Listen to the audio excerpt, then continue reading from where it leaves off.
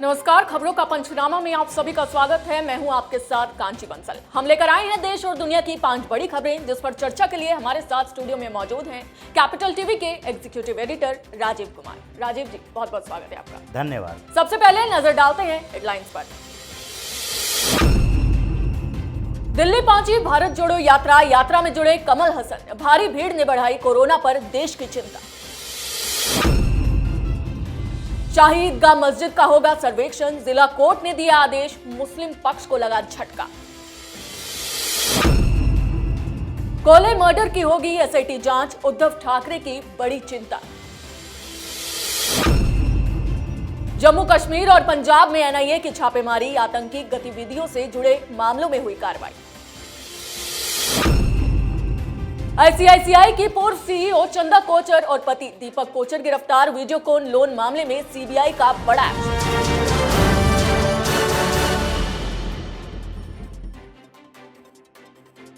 खबरों की शुरुआत करते हैं आज की सबसे बड़ी खबर के साथ।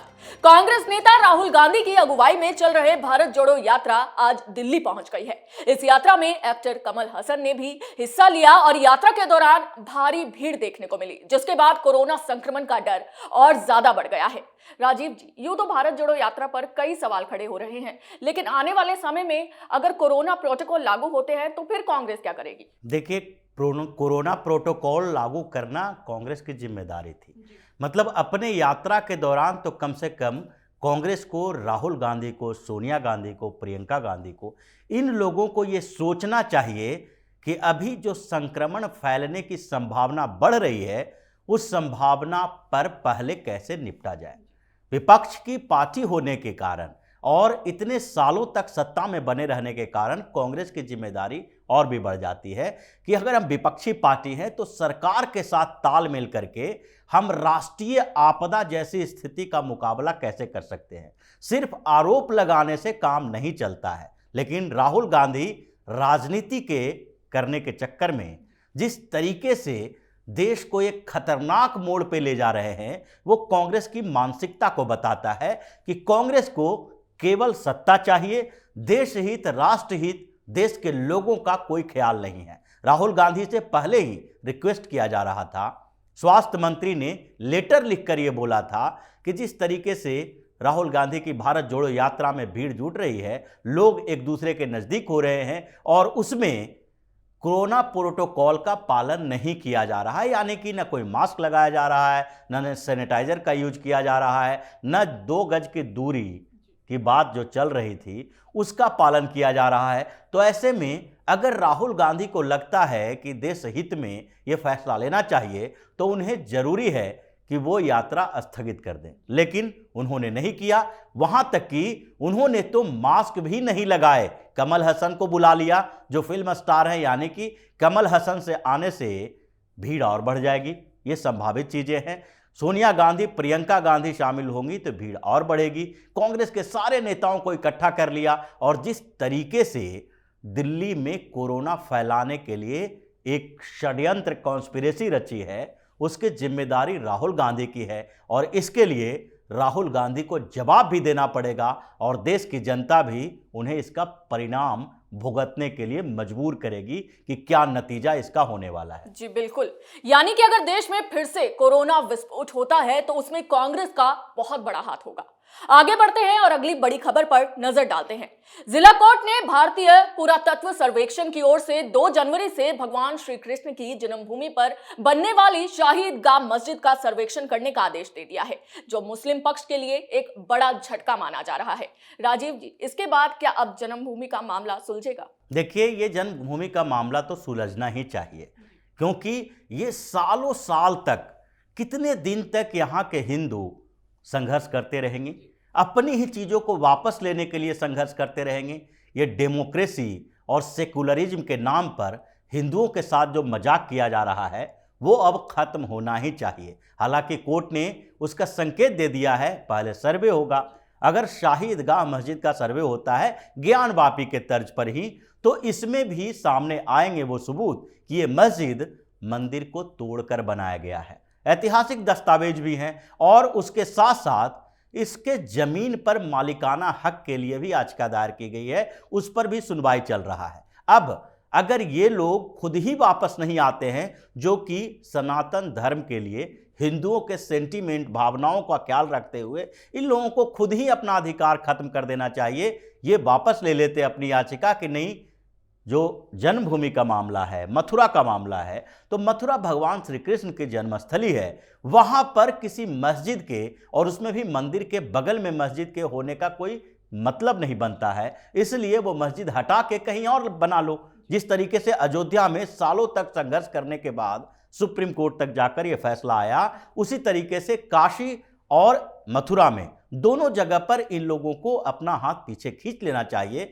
और हिंदुओं की भावनाओं का ख्याल रखते हुए इसे सौंप देना चाहिए। लेकिन अगर ये लोग संघर्ष करना ही चाहते हैं तो न्यायपालिका के सहारे ही संघर्ष करेंगे, लेकिन अंतिम फैसला होगा और वहां भगवान श्री कृष्ण का ही मंदिर रहेगा, मस्जिद नहीं रहेगा। जी बिल्कुल, ये तो अब देखने वाली बात होगी कि इस पर कोर्ट आगे क्या फैसला सुनाती है। लेकिन ईदगाह मस्जिद के सर्वेक्षण करने का आदेश यकीनन मुस्लिमों के लिए एक बड़ा झटका माना जा रहा है।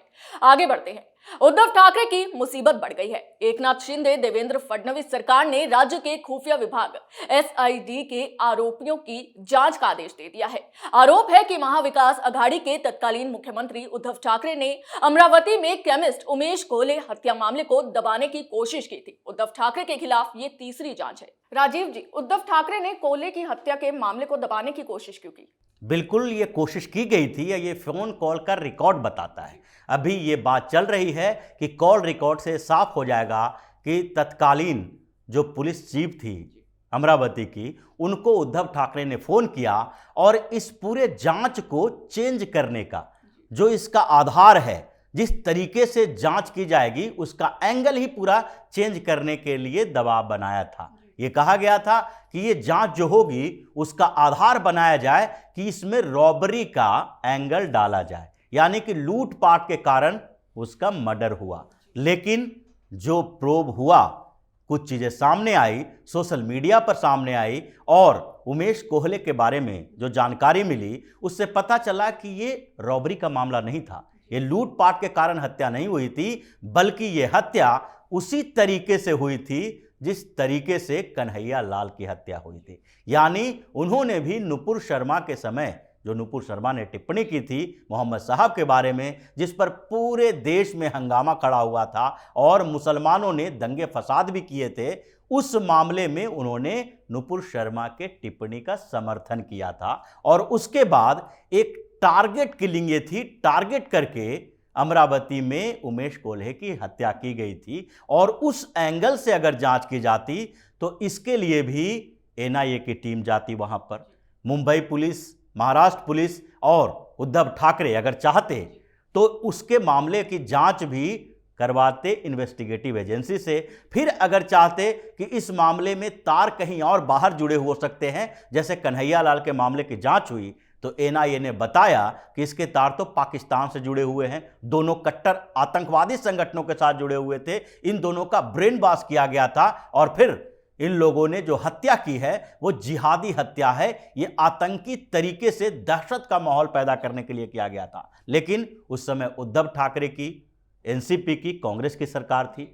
ये तीनों पार्टियां सो कॉल्ड सेकुलर बनने के चक्कर में मुस्लिम तुष्टीकरण के लिए इसको जिहाद का एंगल देना नहीं चाहती थी, इसलिए पूरे मामले को दबाने, चेंज करने की कोशिश की गई और अब इसकी जांच होगी। जांच में बताया रहा है कि ये जांच जो होगी उसमें खुफिया विभाग के रिपोर्ट भी सामने आएंगे, जिसमें बताया गया है कि ये हत्या टारगेट करके जिहादी तरीके से, आतंकी संगठन जैसे हत्या करते हैं उस तरीके से की गई थी। और दूसरी बात, इसमें कॉल रिकॉर्ड चेक किया जाएगा उद्धव ठाकरे का कि उस समय उन्होंने अमरावती पुलिस चीफ से बात की और वो बात क्या क्या हुई थी। फिर जांच होगी उद्धव ठाकरे की, उद्धव ठाकरे को बुलाया जाएगा और फिर गिरफ्तारी भी हो सकती है। ये मामला इतना पेचीदा हो गया है कि जिस तरीके से एक के बाद एकनाथ शिंदे की सरकार बड़े बड़े फैसले ले रही है उद्धव ठाकरे के खिलाफ, तो अब उद्धव ठाकरे के जेल भेजने का इंतजाम लगभग तय माना जा रहा है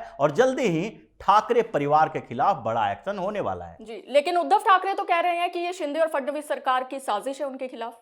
उद्धव ठाकरे और कह भी कुछ नहीं सकते हैं, उनके ऊपर जब आफत आई हुई है, जब ये परेशानी बढ़ गई है, तो वो सरकार की साजिश ही बताएंगे। लेकिन एकनाथ शिंदे ये जानते हैं और जांच रिपोर्ट और आंकड़े तथ्य ये बताते हैं कि उस समय इन लोगों ने उस केस को दबाने के लिए कोशिश की, पॉलिटिकल प्रेशर डाला और उसकी जांच होनी ही चाहिए। जी बिल्कुल, यानी कि अब शिंदे सरकार ने उद्धव ठाकरे की मुसीबत बढ़ाने की ठान ली है।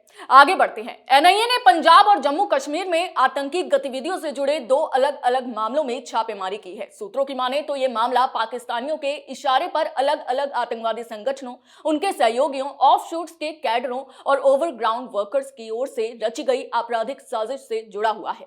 ये लोग जम्मू कश्मीर में साइबर स्पेस का इस्तेमाल करके हमलों को अंजाम देने, अल्पसंख्यक सुरक्षा कर्मियों को निशाना बनाने और सांप्रदायिक हिंसा फैलाने में शामिल है। राजीव जी, एनआईए की ये कितनी बड़ी कार्रवाई मानी जाए? देखिए, कार्रवाई बहुत बड़ी है और कार्रवाई में जो खुलकर सामने आ रहे हैं वो उससे भी बड़ी बात कह सकते हैं, बड़ा खुलासा है। ये एनआईए की जांच चल रही है इस मामले में, यानी कि टेररिस्ट गतिविधियों के मामले में जांच चल रही है। जम्मू कश्मीर में लगातार अभी टारगेट किलिंग हो रहा है, यानी कश्मीरी हिंदुओं को मारा जा रहा है। ये टारगेट किलिंग इसलिए है क्योंकि वहां पर एक डर का माहौल फिर से पैदा हो और कश्मीर में जो अभी केंद्र शासित राज्य बन चुका है, तो वहां पर यह दिखाने की कोशिश की जाए कि 2019 में जो फैसला प्रधानमंत्री नरेंद्र मोदी ने लिया कश्मीर को लेके, यूनियन टेरिटरी बनाने को लेके, वो फैसले के बाद भी वहां पर हिंदू सुरक्षित नहीं है और एक डर का माहौल तैयार किया जाए जिसका सीधा कनेक्शन पाकिस्तान से है। लेकिन उससे भी बड़ी बात एक और है जो हिंदुस्तान की एक बड़ी उभरती हुई पॉलिटिकल पार्टी के लिए चिंता का सबब बना हुआ है, और वो है कि कश्मीर के आतंकी संगठन और पंजाब के आतंकी संगठन जो खालिस्तानी संगठन हैं, उन दोनों के बीच जो साठगांठ के खुलासे हो रहे हैं, एनआईए को जो सबूत मिल रहे हैं, वो बहुत बड़े चौंकाने वाले हैं। क्योंकि दोनों का साठगांठ जो है पंजाब और कश्मीर के लिए खतरनाक हो सकता है। और पंजाब में जब से आम आदमी पार्टी की सरकार बनी है, तब से खालिस्तानी संगठन बेलगाम हो चुके हैं, कई हमले हो चुके हैं, हथियारों की तस्करी हो रही है और आम आदमी पार्टी की सरकार सोई हुई है। पंजाब के पुलिस अधिकारियों का कहना है कि जिस समय पंजाब सबसे खतरनाक मोड़ पर चल रहा है, भगवंत मान जो वहां के सीएम हैं, वो चुनावों में व्यस्त हैं, वो फैसला ही नहीं ले पा रहे हैं कि खालिस्तानियों के खिलाफ कैसी कार्रवाई की जाए। ऐसे फैसला लेंगे भी नहीं क्योंकि वो कठपुतली हैं। अरविंद केजरीवाल उनको सरकार चलाने के लिए कहते हैं, जो फैसले लेने के लिए कहते हैं वही फैसला लेते हैं। और ऐसी स्थिति में अरविंद केजरीवाल के ऊपर पहले से ही सवाल उठ चुका है। उनके निकटतम सहयोगियों में से एक रहे कुमार विश्वास ने भी कहा था कि पंजाब के खालिस्तानियों के साथ केजरीवाल का सीधा संबंध है। तो ऐसे में अब जरूरत क्या है?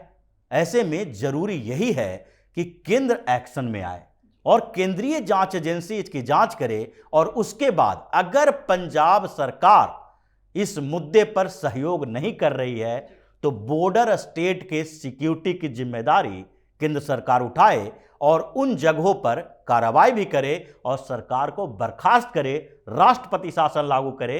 क्योंकि अगर बॉर्डर स्टेट सुरक्षित नहीं है तो आंतरिक क्षेत्र भी सुरक्षित नहीं रहेंगे। वहीं से हथियारों की तस्करी होती है, आतंकवादी घुसते हैं और फिर पूरे हिंदुस्तान में डर का माहौल पैदा किया जाता है। जी बिल्कुल।